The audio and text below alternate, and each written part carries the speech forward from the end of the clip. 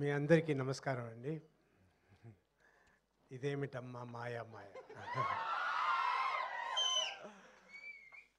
ఈ ఈ గ్లిమ్స్ నాకు ముందే చూపించుంటే నేను సర్వానంద్ క్యారెక్టర్ అడిగేవాడిని. అన్నీ అయిపోయిన తర్వాత చూపించారు అభి గారు. యాక్చువల్లీ నేను ఒక ఫారెన్లో ఒక ఫిల్మ్ షూటింగ్ సాంగ్స్ షూటింగ్స్ వేస్తున్నా.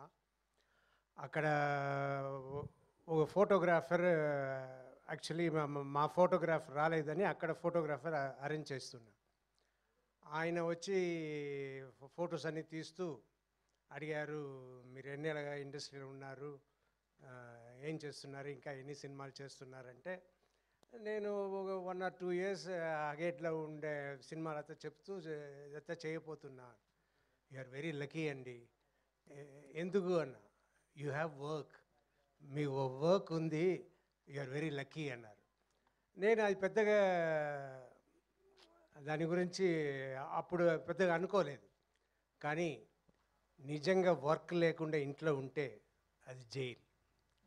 సో నాకు కరోనా వచ్చిన తర్వాత ఇంకా మామూలు యాక్టివిటీకే నడవలేను అన్న పరిస్థితిలో ఉన్నప్పుడు ఎలాగైనా బయటపడాలి అని కష్టపడి ఒక 2-3 monthsలో మళ్ళీ నడిచి కొంచెం కొంచెం ఇంప్రూవ్ అవ్వడం మొదలైంది.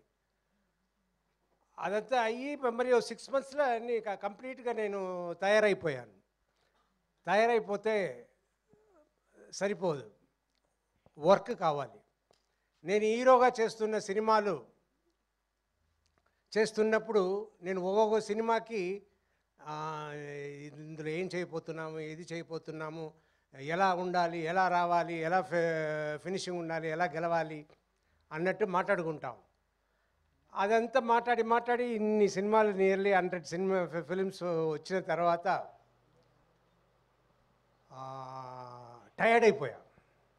మళ్ళీ అలా చేయడానికి లేకుండా సరే మనం ఏం చేద్దాం, ఈ హీరోగా చేయడం మాత్రం కాదు, ఇంకా మిగిలిన రోల్స్, మిగిలిన క్యారెక్టర్స్ కూడా మంచిది వస్తే చేద్దాం అని అది అందరికీ తెలియవచ్చి ఎంతోమంది సినిమాలు చేయడానికి వచ్చారు.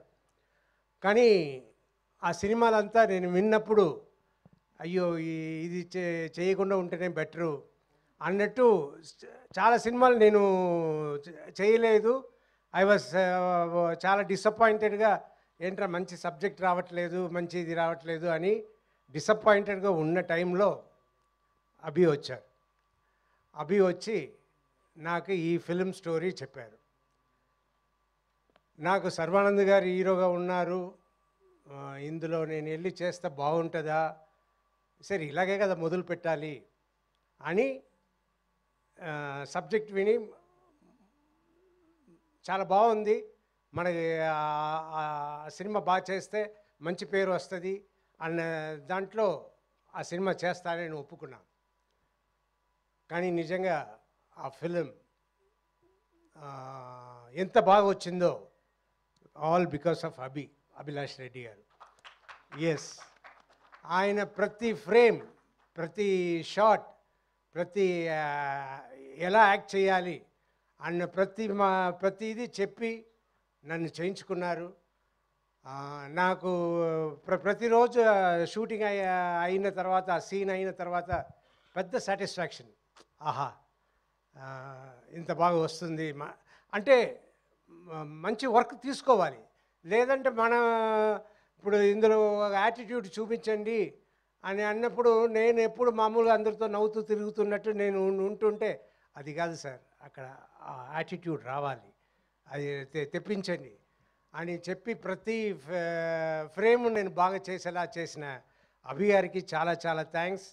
అండ్ అదే ఈ సినిమా గెలుపు అవుతుంది.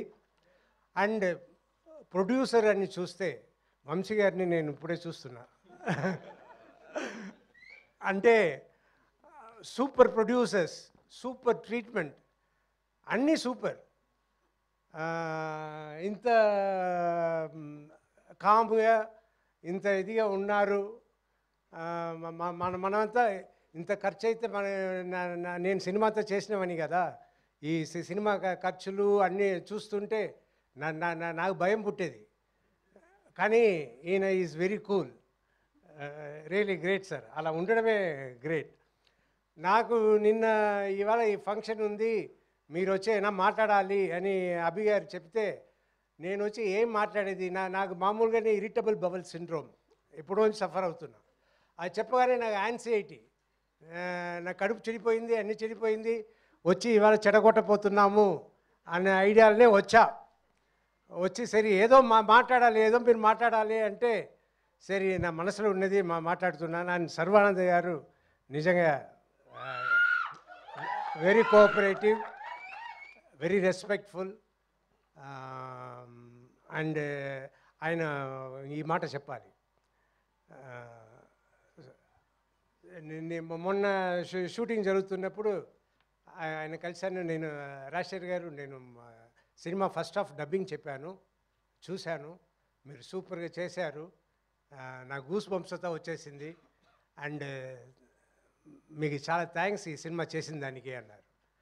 రియలీ నాకు పెద్ద అవార్డు వచ్చినట్టు నేను ఫీల్ అయ్యాను. That is my real award. So thanks for the award. అలా చెప్పడమే I was feeling very lucky. And ఈ సినిమా అభి చెప్పినట్టు మీరు చూడండి, it will be great. Thank you. Thank you sir, thank you so much. And one question sir, ఇది bikes racing ఇదంతా దీనికి సంబంధించింది కాబట్టి ఒకవేళ మీకు బైక్ ఇచ్చి జీవిత గారిని ఎక్కడికైనా తీసుకెళ్ళాలి అంటే, మరి ఇంత రేసింగ్ అలా కాదు సార్, స్లోగానే వెళ్ళొచ్చు, ప్రాబ్లం లేదు, ఎక్కడికి తీసుకెళ్దాం అనుకుంటున్నారు మీరు? Ladies hostel. Ladies hostel? ఆవిడ్ని తీసుకొని లేడీస్ హాస్టల్కి, ఆవిడ్ని హాస్టల్లో వేద్దాం అనుకుంటున్నారా సార్ ఈ వయసులో మీరు? ప్రశాంతంగా ఉందామనే కదా మీరు ఆవిడ హాస్టల్లో వేసి. So thank